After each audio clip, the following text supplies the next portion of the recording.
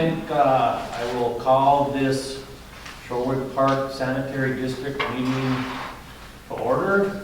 I'll start with roll call. I'm Chair Rich Stork.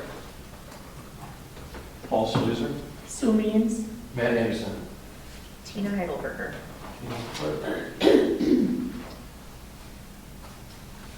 Did everybody get a chance to review the unapproved minutes? Yes. I did. Yeah. I did. Review them. Matthew, did you review them? I haven't done yet. Okay, we'll wait for Matthew to quick review the minutes. Quick question on page 2, the last one, new business. Holt Rossi survey, briefly discussed the survey being circulated. Yep. What survey? I guess I haven't seen it. Where are we? The- Process yeah. survey? From George. Yeah, from George. He kicked out a survey. It didn't go to everybody. Okay. He just personally sent it out and asked some questions about possibly setting up, The 3 different functions. or different organizations, so on and so forth. He did not really kind of give us an idea what that response was yet. Okay. I heard it wasn't very favorable. Mm-hmm. But then I basically, just wanted to make sure that they understood with my last, comments that, we are good and everything is working fine. So we're not asking, we weren't asking for that. I just wanted to make sure it was a separate. So that's what that was about. So I never physically seen a survey myself either. Okay. He just kind of let us know that he was going to be doing that. No, me neither. I didn't get it either. Minutes look good. Thank you. All right. Motion to approve? Yeah, motion to approve the minutes. I just did it. Second. Okay, motion. Aye. Carries. Wastewater operator update. Terry is very busy tonight. He's got an MPCA test that he's preparing for. Suppose that's one of those lovely things that he has to do. Basically just texted me, sorry, can't make it, discharge went good. So what he means by that is he discharged our ponds to get ready for the winter. So he's transferred from the primary into the secondary pond, and then he transferred or discharged everything into the creek and down to the river on 10/23. He started and was done on 10/29. So 4, 5, 6, 7, 8. Yeah, it took a while to discharge. Which that's typical, 5 to 6 days. That's a pretty good flow. It's 6 inches a day. Typically that goes down. He said we're in good shape going for the winter. All right, and then his I&I and his flow for the month. The high was 10/15, October 15th at 21,400. So we were just up here discussing when we got all that weather. We had that rain for 2-3 days. Almost got 6 inches of rain, so that's probably right around that time. And then the low was right around 96.50 gallons. So right back to where we need to be. So we're definitely, there's I&I that's affecting us. And we'll just continue to see what we can do to minimize that, going after the low-hanging fruit. So that's our wastewater for the month. Good, and put to bed for the winter time. Did we ever get that culvert at the end of it repaired? No, Next year. he mentioned that we talked about it last meeting, and he didn't think he would get to that. So we asked him to give us bids on 2 things. One was repairing a manhole down in the lower circle. He repaired that. Okay. That went well, and we did it with a process of a sealing agent. Okay. He'll keep an eye on that manhole, but he really thinks we're probably gonna end up replacing with that one. Okay, we can still go ahead and get it open if we need to, or is it sealed? No, it's just he didn't seal the manholes closed. Okay. He sealed Around around the perimeter. That's a real shallow manhole down there because we can't go that deep. And it's just the water, because that low area down there, it just takes beating, swirling water down in that area. So he said, we're gonna have to replace that manhole right there. Okay. But he did push off the digging of the Okay. discharge into the ditch. He's going to pass it off till next year. Didn't have enough time this year for that. So we'll put that on the list of PMs for next year. All right, chairman update. Some of the stuff that I worked on during the month. I guess the first and the biggest thing was the plowing contract was executed. Township executed it, they brought the paperwork over, they signed it, I signed it. Then I did follow up with an email based on that contract that we have, or that agreement we have with the township. I or myself or another board member will meet with them yearly, just to reset expectations of what they need to make, the plowing go as easy as possible.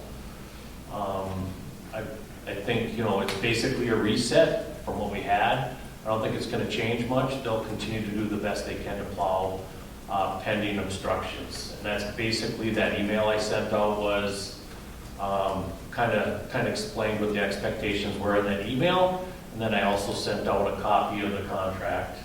I asked Matt to post that email and that contract on the website, so that information's there for anybody to go ahead and pull it up and get a look at it. But again, I will just say the biggest thing is obstructions, and obstructions can be, just about anything from a garbage can to somebody parking in your driveway and sticking out a little bit, to an RV or what have you. So it's just our suggestion to do our best to limit those obstructions. Hi, Michelle. Is this the same vendor we used last year as well, or in the prior years? Yeah, it's the township. Okay, The township is the same people, they've been plowing it forever. okay, And they've had the same third-party vendor doing the plowing throughout the township. okay. Private roads typically, if you look at it, they, per their requirements and stuff, we're usually typically last after they plow the other roads. But you can tell just even on that small snowfall that came through, he really concentrates on that main road because that's where the bus comes in and picks the kids up. So I know he came in through there early and pushed that out. Then by the end of the day, the rest of the snow was gone. So I don't think he did even go through the rest of the park at that time, which was perfect. That was the perfect way to approach that first snowfall.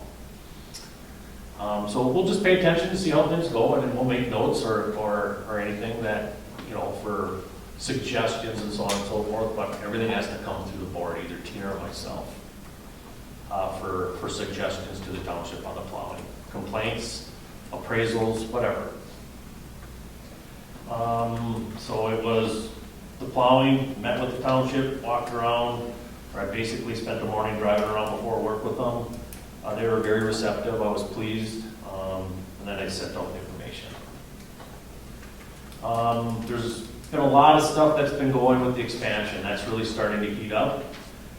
So they pretty much formed a committee with Dean running the show on that committee. I'll sit in on with that stuff and, continue to work with them. They met one time, I was in Vegas that time, so they basically just kind of set up an agenda, really just starting to get going. I think we're gonna meet one more time here this month. We'll basically continue to work on some information, and then we'll bring that information forward in steps on what direction it's going. I would imagine eventually we're gonna all have to get together at key points to, make some key decisions on what's gonna happen. Some of the big things that we're working on right now is it's all ready to go. There's $30,000 worth of paperwork that has to be pushed through before we even get the grant. So the grant, after that paperwork, the monies aren't even available for like another 6 months. But there's money that's gonna have to be spent prior. So one of the things was, Dean asked me to reach out to Northland Securities, talking about bonding and financing. So I made that phone call. One of the things that had to be happened at that point was, the letter of engagement. There was one put out 2 years ago from them. They just had to make sure that that letter was still valid. There's some updates that have to go to that. She sent that information. I'll send that out to you guys. It's just basically saying that they can work with us and that we're gonna engage with them for any kind of financing. And what was the name of that? Northland Securities. My next ask from them will be to dumb it down for us and give us options of what's available for our funding or financing based on what our grant is. So I gave her as much information on what the grant would be and how that money is, is it to the point where once the grant's available, we can catch up and pay off everything and then just continue forward and it's just like a short-term loan type thing? Or is it something that they have to take out over 20 years to pay everything off, depending on what the balance is? But the shortfall on the expansion right now is about, based on the information that we have now, is about $450,000 that those homes would have to come up to make it go. So quite a bit of work left on the expansion, but it is starting to move forward. The straw vote was very favorable. So the next thing I did was, and I think you guys all seen that, I engaged with an email off to Chad Lemons, just kind of fishing for some information. Basically was my phone call followed up with an email. I'm not pleased with the results 100% because it took 4 weeks just to get basically a vague email back from us, and then he charged us $210 for that information. So I reached out to him again, sent another email off yesterday, and I just wanted to clarify with them, and I think I copied you guys on that email also. It did mention that he reviewed some paperwork, but he didn't really, explain to me what he reviewed. So I really just kind of explained to him, I said, hey, you need to be a little bit more specific if we're going to continue. Basically was my thought was if we're going to continue on, especially with the expansion, we really need to separate expansion from any work that we have them do. Because I actually asked for budgets for going over the bylaws also. So, and then basically to review our funding. So I asked for 3 things. He kind of lumped it in and said $3,000 to $5,000, which I think is really quite low, a low number, without knowing what he's going to do. So I'm going to pound on that drum just a little bit. We'll see where that goes. But we thought it would be best at least to have him engage with the expansion because he did all the work before. And we don't know if we have to continue on with any of that work or it has to be refreshed, similar to that Northland security letter. So that's an ongoing thing at this particular time with Chad. What else did we do last week? Expansion. There was something else here.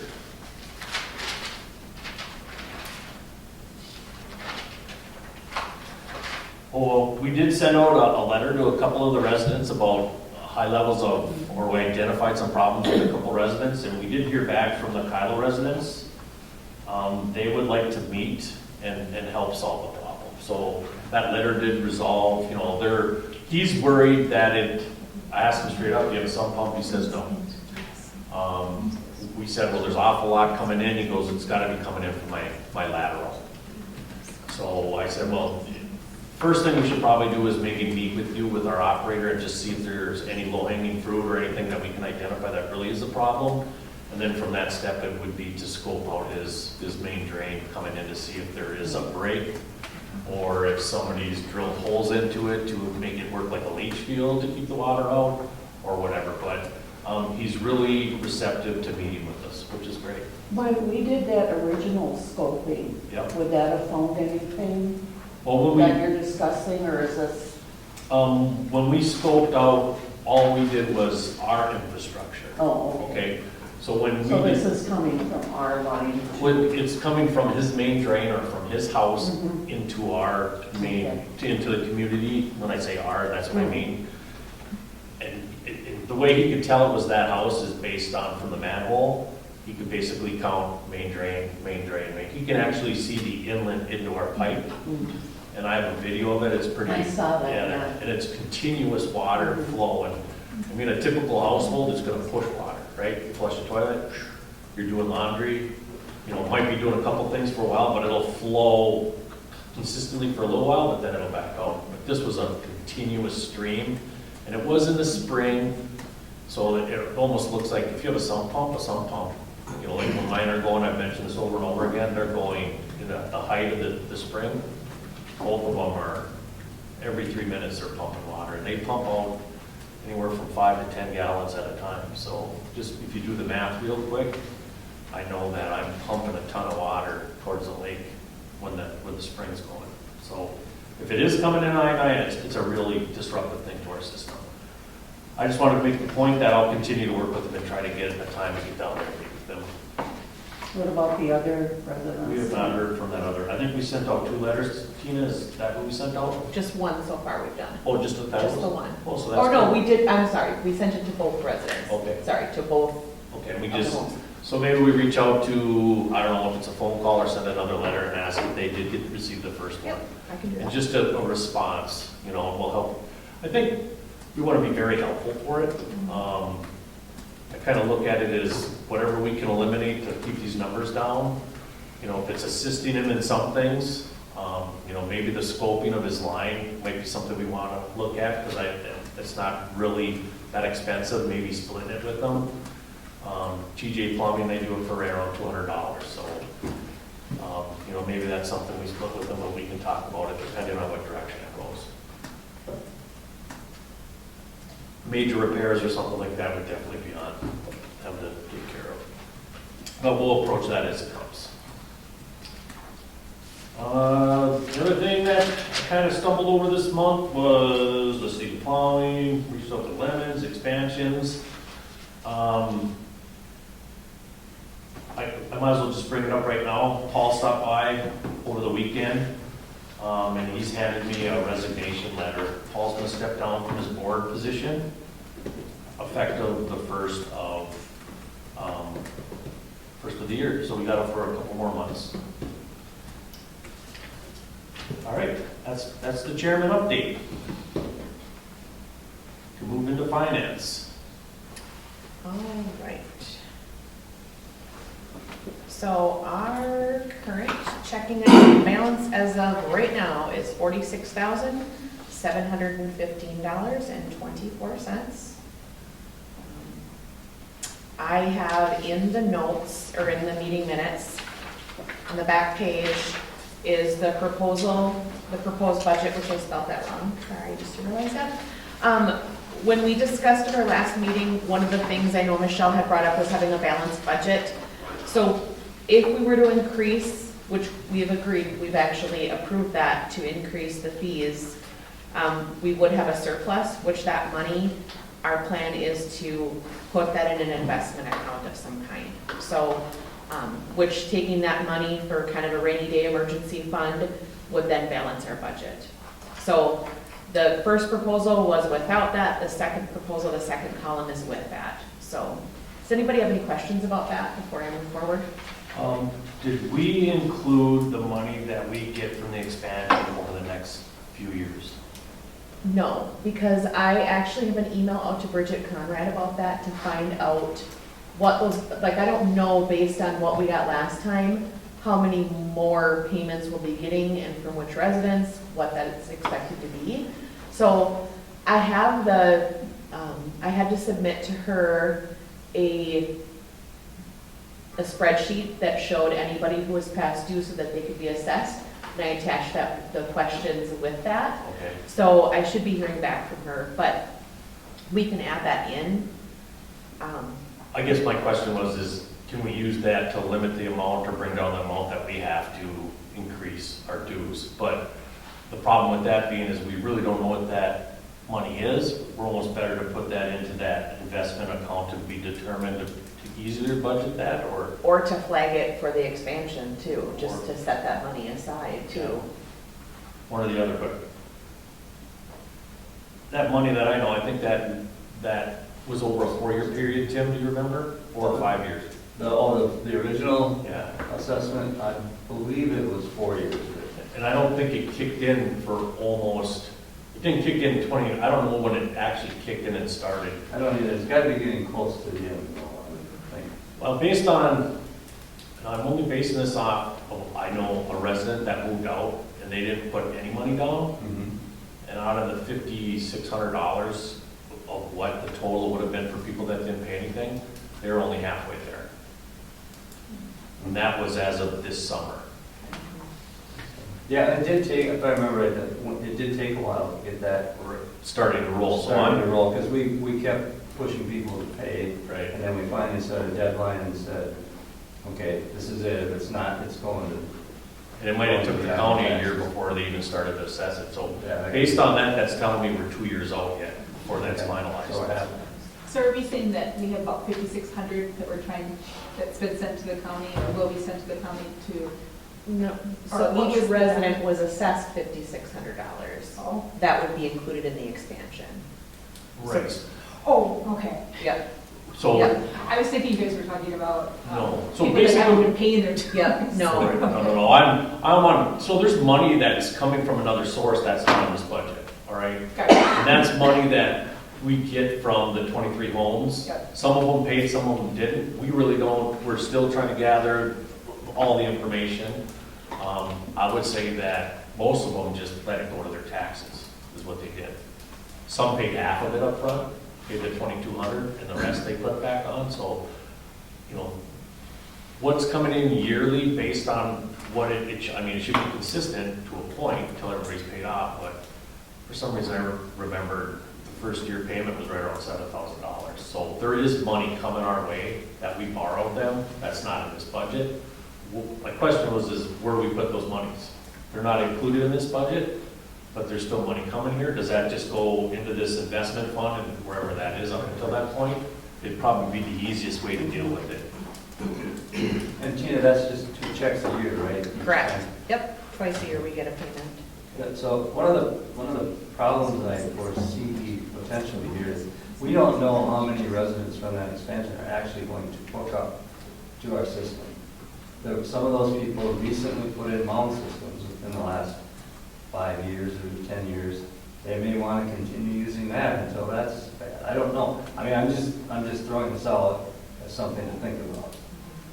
Even if that's fine, they don't have to hook up to our system. Right. But based on the budget and what we're building on this expansion, they have to pay for that regardless. Yeah, I understand they still have to Right. pay for Right. the But are they expansion gonna to happen, but as far as getting the SAC charge and getting them hooked up, so we're getting monthly payments for the use of the sewer system, we don't know what that number's gonna be. Oh, no, we won't know that until after the expansion's done. Right. Yeah. Some may and some may choose not to hook up, period. Exactly. Right. But as far as putting the pipe in the ground and having it there ready for them, and then once they start hooking up, it'd be, there's a couple open lots here within our park right now, that the pipe goes by, they're not hooked up either. We don't collect sewer for them, but we collect roads for them. So it'd be kind of the same thing, right? But I hear what you're saying, we don't know what that total's gonna be once they're all hooked up and what those monies are. We would adjust our budget yearly as that goes in. Maybe 10 of them hook up, 5 more the next year or whatever. Then of course, then we just adjust our budget with the money coming in at that point. All right, I guess then, basically, we just have to decide what we're gonna do with that money once we understand what that balance is. Yeah. Okay. And I need to include a letter in the next bill that we send out to let people know about that increase. And I think it should actually probably go out before then, so I could send something out when I send out the approved minutes to people that I email out, and then I'll have to mail it to anybody who I don't have email addresses for. Well, have we defined what that increase is gonna be? Is it gonna be just one lump sum and some for roads? Because now we have to start billing the Rush Way residents for plowing. And So- that's part of the increase. Yep, so the last meeting, we had approved $20, 10 for roads, 10 for sewer, That's- is what we'd agreed upon. Okay, that's basically the simple split. I think we leave it that way. Okay. All right.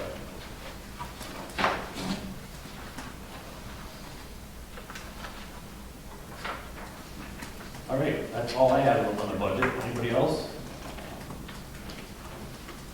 So for the Where's Rush Way that? people, since Yep. they are now included in our snow plowing contract, Yep. would we also be doing their asphalt repair? So it's kind of the year-round, kind of, Well, they haven't come to us and asked us to do that. So it'll be interesting if you get any pushback on if they should be paying the full fee or. Well, I can tell you, I've only dealt with one person down there who actually was in charge of the roads, and that's Ed down there. And he wasn't happy about it, but, you know, it's our stance that we have to keep that road clear to maintain our sewer, all right? I'm not that worried about their road if, you know, we can get to it if it's a dirt road or if it's an asphalt road, right? But we have to make sure it's plowed. So Mhm. that's the stance that we'll have to Right. take, right?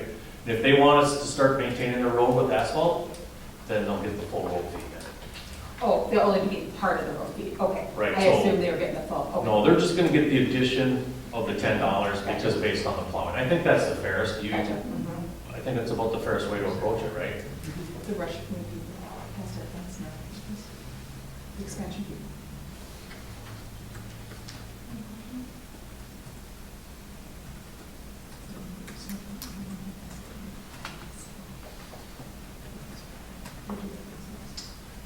I think the next thing, Tina, was what, current funds, is that on the investment information? Yep, and Dean's not here to provide that. Okay, so we'll get that from Dean. Or maybe I'll shoot him an email at least to send that off, and maybe you can add it to the minutes? Yep.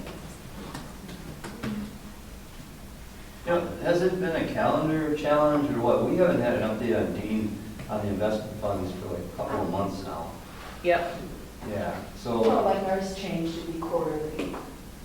yeah, They didn't give us. but no, he still gets them monthly, but I think it's a timing problem because of how quarterly these meetings are coming in the month. That was the meeting for September. That was what had thrown a wrench in it, is because of the meeting where it landed, he hadn't gotten Yeah. another update.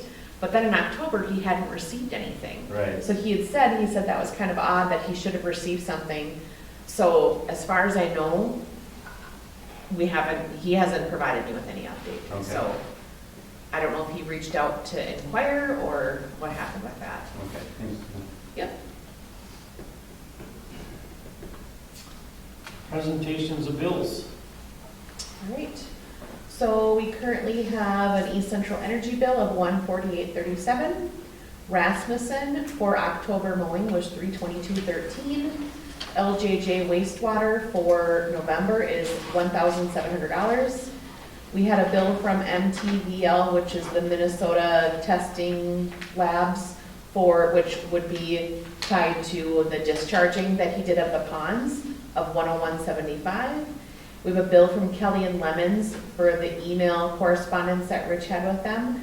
And then there was a question about a bill from HR Green from this past February that they said that they were not paid for, but they have been paid. They were paid. I have the check number here, and I can respond to that email if you want. I will give you, I'll give you Tim Corby's, He was on that email that you sent to me. okay, So do you respond to just want me that. to respond, reply all? Yep, Because it was a check for $1,540 okay, that they were sent, and it was cashed. So Okay. they have received that payment. all right. Based on and he didn't give us an invoice on that email either, did he? They mailed it to me Oh, they also. So it was, and this invoice number matches the one that I have the copy of, Okay, and I perfect. have the check number and everything. So they were paid, but it was one check for two different invoices. Okay, But I referenced the invoice numbers on the checks. okay, So I don't know if that was the oversight, but it has been paid, so we do not owe on that. So, well, that's good news. yeah, so I'll pass that down for signatures. Nice job, Tina. And then any changes or questions about the bills? If I could get a motion? Motion pay. Thank you. Can I get a second? Second. Second. Seconded. All in favor? Aye.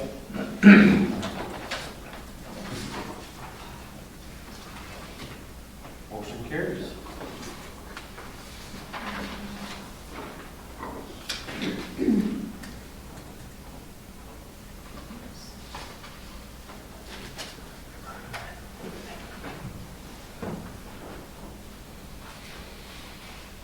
All right, old business, expansion update. I think I pretty much gave you guys the expansion update. It's ongoing, it's starting to heat up, it's starting to move in the right direction. So that's taken care of. Next thing we're gonna move on to right now is the bylaws updates, and all that Matt kind of fill us in on where that's kind of sitting? Sure. So we are through Article 2 now, which is basically through who we are, what we are, where we are, and then also the term, the why we are, and also the board of directors, how they are chosen and how long they are in office, what they are required to do, and what they are paid. So that is kind of where we're at. I did email the board 2 questions that we had before we move forward as to, position names for each board member, and also a specific question about term, end of term conditions and how we want to proceed through the end of, when a term is up, how do we determine moving forward that way? So we can get into it here, or if you guys, you each receive the email, so we could email correspondence and discuss it that way, or? Well, let me ask you guys this. I mean, based on the information that you have, do you have examples of how different entities are doing it? I mean, I'm for naming the positions, all right? I think we should have a clear-cut understanding on what they are. And then I think duties attached to them is not a bad thing, but I want to keep it as simple as possible, right? Right, so we, And then even the duties, they can float back and forth. I think there's too many, I mean, we need a chair, we should probably have a vice chair, and we should have a treasurer, right? And what are those duties? Some are the 3, I think, that are basic hardline numbers that typically every board has, right? And then board of directors, they're the board of directors. Now, depending on what kind of duties we want to give to them. well, we are, that's just the term for us. Right. We are the board of directors. So, so we discussed, posts, positions, whatever you want to call them. I definitely expressed the interest of keeping it fluid and not, Tying somebody down to one specific thing, right? right, for an extended period of time, because things have worked so well with us, Yep. getting things accomplished, and nobody's really been named said post. But I think it's important, and we all agree that it's important that we do decipher what posts there are and what the duties are. Okay. We don't really think it's necessary to put the duties in the bylaws, because as duties change, then we have to change the bylaws. Agreed. So we're basically going to name what positions in general are in the bylaws, because that really won't change. Yep. And then a clause, like you said, that it's fluid, we can change these duties at any time between board members. Okay. Yeah, and the question about, the other question was for terms. So the board or the bylaws committee has kind of determined that appointing new members as people leave or what have you, appointment is the way to go, because we can interview people and the existing board can then choose the best candidate for our neighborhood, as opposed to having a public election. And that's what the statutes, Well, that's what the that's statutes kind what's of cover. within the And- statutes. And there's a lot of examples out there it's very, very common, Okay. especially small entities like us that don't have a whole lot of, there's not a huge pool of possibilities for candidates. But we do reach out to the community and say that there's a position open. So Yes. right now, what we should do is post Paul's position for the first, and if you want to, if you're interested, let us know either by a submission We've got that. So- covered. or the email. Yeah, so per our bylaws that we've kind of already discussed, so by the 1st of December, Yep. we will have Paul's position posted at the pump house and on the website. All right, perfect. So by the 1st of the following month, when we receive a resignation or what have you, 1st of the following month, it gets posted, and then the following meeting is when it closes. Okay. And then we have our group of people that want to be a board member, and then that month we discuss and have interviews, Okay. and then the following month, so basically February 1 Is when the position. is when the position will be filled. That's the goal anyway. So it's a 90-day window that we, We also talked about having Tina include on the bottom of the bill for that month in December, that there is a vacancy on the board Okay. that's open. Yep. You can also, with email, that's free to do, right? Shoot an email to people, Okay. since we have some. But we don't have everybody's email Yeah, I know. addresses, and that's what we need to work on. Yeah, I know, and I think we're getting closer. We are getting closer with that, but You know, and I think we did gain some just on submissions, so maybe we should try to get together with what has been submitted in some emails, because that's a great way to get emails. yeah.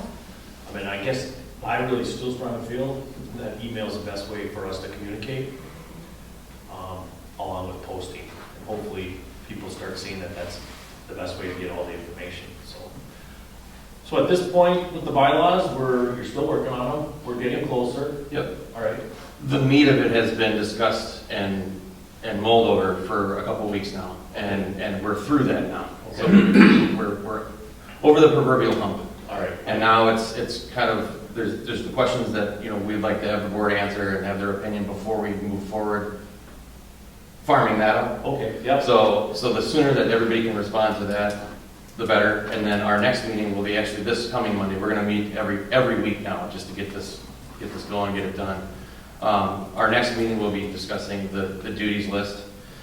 So if Tina, we wanted to speak with you as well about all the things that you do and any help that you may need from said treasurer, and basically to help us formulate the duties list, because you wear a lot of hats, and we just want to know exactly what that all entails. Yep. And then and Rich, all the things that you're responsible for, and I'll list everything, obviously. You need a list of duties with it. Yeah, so that we can formulate that, and that won't be in the bylaws, but that'll be posted to the website. It'll be something to start with.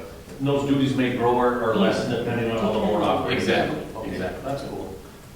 List of duties. And what we're really wanting input on is, we're considering a 2-year term. And so having 2 people on an even year, 3 people on an odd year. And a term is just giving that natural exit strategy. So it gives the board member a chance to think, do I want to continue serving? Am I ready to move on and do other things in life? Gives you pause to think about what you want to do. And then also historically, people leave whenever. They're ill, they move, whatever can happen. Life changes. Exactly. So thinking of a reason for a term, and then what do you do at the end of a term? Do you consider letting people conserve consecutive terms, or do you look at term limits? Like you could serve 2 terms and then you need to leave that position, or do you need to step away from the board for a year? There's lots of things to consider. But in doing some of the research, there's a lot of reasons why, in particular, our type of circumstance with a small community that we're serving and a smaller interest in serving on the board, there is a reason to consider no term limits, where you want to keep your effective board working. You don't want to turn away good board members just because two-year term limit type thing. Well, if there's just a So- 2-year term limit and it goes up and nobody wants it, then it just kind of automatically, or are you pigeonholed to that change no matter I what? think you get kind of pigeonholed in Yeah, that. I see what Otherwise, you're then you're saying. not following your bylaws. Right. And so, I think we were leaning to allowing consecutive terms, but the sticking point is, so say, Rich, you're at the end of a 2-year term, you would like to continue serving, you've been an effective board member, you have a wealth of knowledge and would be an asset to the community yet. Do we consider that that's a vacancy, or that you're simply going to continue to be appointed by the board? So some of us feel it's only a vacancy if somebody's truly resigning, like how Paul has resigned. Yeah. There's a vacancy, clearly. Yeah. We're looking for candidates.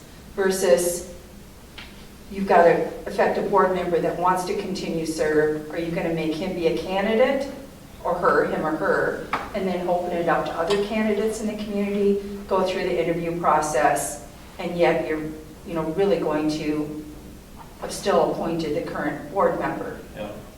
And a good discussion on, the whole point is you want to avoid a good old boys club Yep. type perception, and yet that can go either way, in that circumstance. So that's kind of a sticking point, which way to land on that.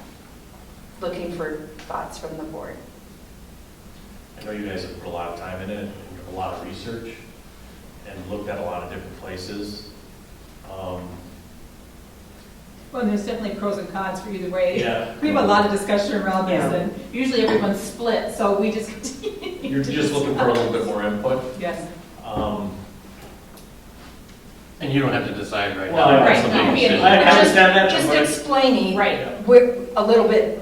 What we're looking for. right. I guess my point of view on it is, and I keep saying this, we want to keep it as simple as possible. And based on what I've seen in the 4 or 5 years that I've been here, there's not a lot of turnover. I don't expect a lot of turnover. It's hard to fill a position. We've had, the greatest participation that I've ever seen since I've been here in the last couple of years. So hopefully we get to the point where people do want to, just be a part of it. So with that being said, let's try to keep it as simple as possible without pigeonholing, I guess, is where I'm trying to get to it. Should there be term limits? Do you have term limits with the possibility of, oh boy, I gotta think about it. Yeah. Yeah. Yeah, it is I've heard, just in general conversation, yeah, it's a ping pong back and forth. And I've got a document I can send you to from some of the research I've done this last week, and pros and cons, both directions in that. Well, and maybe we reach out for an outside source like you did before, and I finally I did have a conversation with Jason yesterday, Oh, good. and he is now finally decided he is gonna give us a representative. Oh, He's given us a name okay. that's gonna take care of us, because they're down in Iowa. He serves Minnesota. His name is Chris Ziegler. I'm gonna be hearing from him shortly. And he does come with some really good background. I guess his biggest sticking point for, is just deciding, just even on the expansion. Because that MAPU, that Midwest Assistance Program, they get funded, So their monies are coming from, different government entities. They just wanted to understand where we were getting monies from, and then they could decide how or what, and, if they could actually help us. So there's like no double dipping or something to that effect. When I explained to him it was an EPA loan, he goes, okay, I'll give you a name of this guy, I'll contact you. So maybe that's what he was waiting for. So I think he might be an asset to us also for the expansion to lean on and help direct that. So I was excited with that phone call. That's what's But at least if needed. we have that name, maybe we can start leaning up on him with some of the information that we have. And we have a place to start sending this document that you have running, going, and have him help direct us possibly. So that was a positive. It'd be nice phone to call. avoid a turning.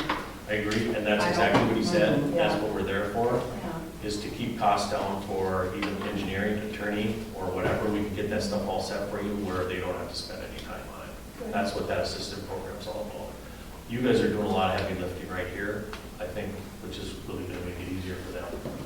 Yeah, and it's very straightforward as it is. It's unbelievable how much legalese there was in our old ones, and it's very straightforward now. It's very simple as far as we've gotten, and it'll remain to be the same. We're trying to leave the legal language in the statutes, so that's Yep. where you go. if you Well, want yep. to go. that's it. I think that's the way You to, don't need to repeat it, No. so, yeah. and then if any changes, it's based on the statute. And the Right. biggest thing is not having things in there that you may not end up following, Yeah. Well, that's exactly what happened now, over the years, so. Well, that's all great. That's all good stuff. Now, one thing, Matthew, I was going to ask you, we had talked about moving the meeting to a different date. Have you guys discussed that? No. And if so, when would you start that? So I think Great Carl question. had brought the suggestion up, and we all thought that was a great idea. for Yeah, what? Changing the meeting dates so that we don't have board meeting on the same day as Nestle Township. Oh, That's probably a great idea. Yeah, then if we stagger it a week before or after, mhm. we can have 1 or 2 board members at a Nestle Township meeting.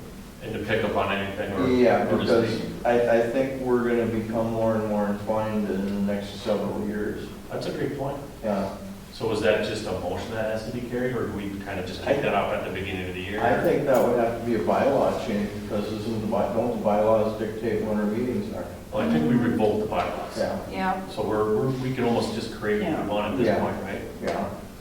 But I think that's a great idea. I think Good idea. it'll be the extent of we have a monthly meeting, Mhm. and as far as the details, it can just be. We pick that date. Right. Mhm. It's great that it be consistent, like the, whatever, I the, definitely would Yeah. support that, yeah. It's whether it's the first or the third, whatever it is, so Whatever that people this just room's remember. available. Yeah. you checked that, Sue, didn't you?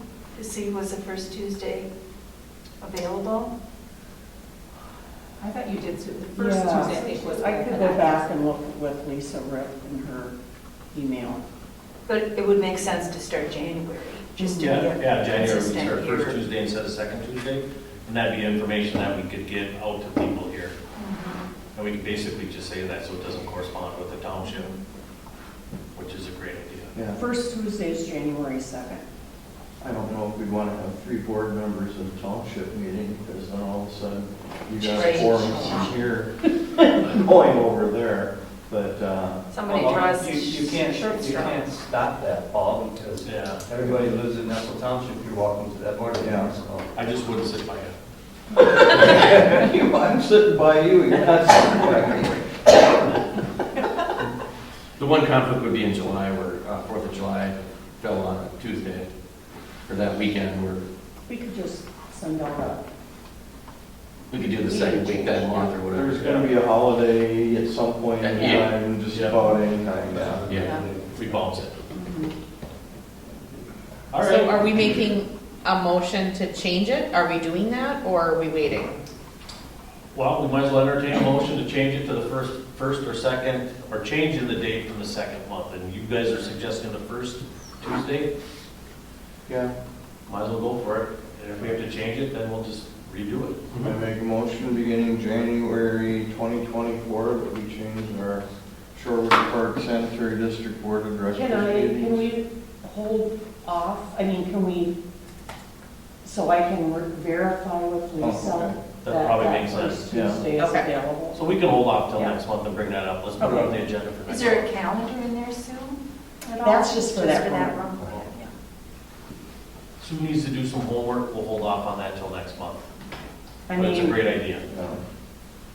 I think we should do our due diligence. If you think, Sue? yeah, Okay. Well, I think you did check, Sue. I think I did. So, too. I don't know if it was by phone though, or, I think so. I will have an answer in the morning. we'll have an answer in the morning. We'll hold off on that motion until next month. Wait, pending Sue's decision. Is there any new business? Anything that anybody wants to talk about? I don't have anything else. Oh, can we just have an update, well, I think offline, we need an update on the online billing. Do we know when that'll maybe be pushed out to residents?